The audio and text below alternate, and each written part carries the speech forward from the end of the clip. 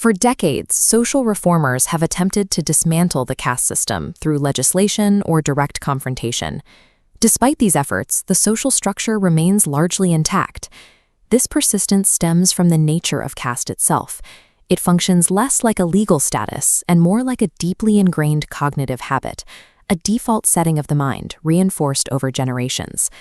The saman movement approaches this problem by abandoning the goal of destruction. Their pivot is jati abhyas kabhi nahi, the absolute refusal to practice the habit of caste, effectively aiming to starve the system of its daily utility. This strategy operates on the logic of psychological replacement. By choosing to ignore the old categories, the movement focuses entirely on establishing a new alternative framework for social interaction. That framework is the egalitarian Saman identity. The movement positions this not as a modern invention, but as a reclaimed ancient historical truth, an identity that predates the arrival of modern social divisions. The scale of this transition is managed through a rigorous schedule. The Saman has just completed 5 years of continuous, daily digital meetings, creating a relentless rhythm of engagement for its members. These daily sessions function as a constant filter. Organizers use the calls to vet participants, identifying active, committed sanghis and separating them from those who have joined but haven't yet adopted the discipline.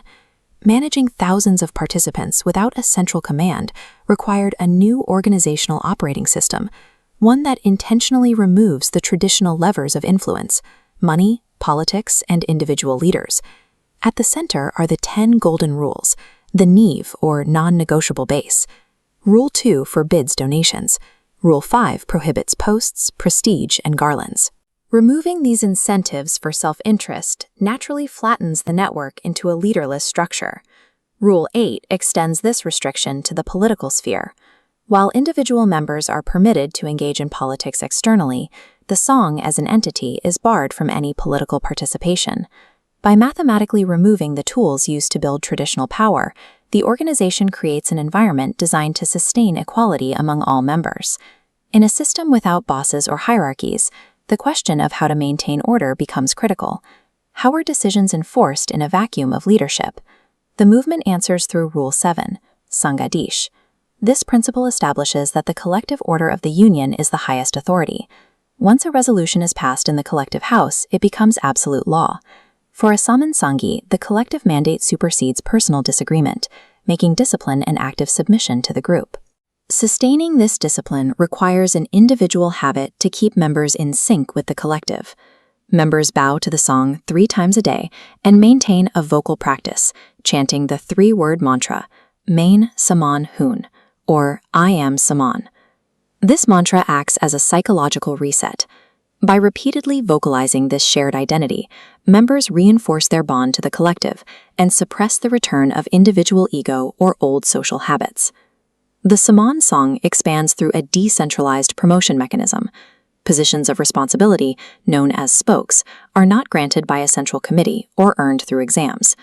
A spoke is formed simply through a public declaration. A member stands before the collective and states that they have fully internalized the 10 golden rules and are ready to uphold them. This places the survival of the movement on swayam aklan, constant self-assessment. Each member is responsible for monitoring their own thoughts and actions to ensure they do not revert to caste-based thinking. Because there is no top-down enforcement, the integrity of the movement relies entirely on this voluntary, continuous self-policing by its individual members. While many social movements seek liberation through political victory or forceful change, the Saman sangh defines it as an internal release. They pursue this through the quiet discipline of stripping away external titles and rejecting traditional power structures.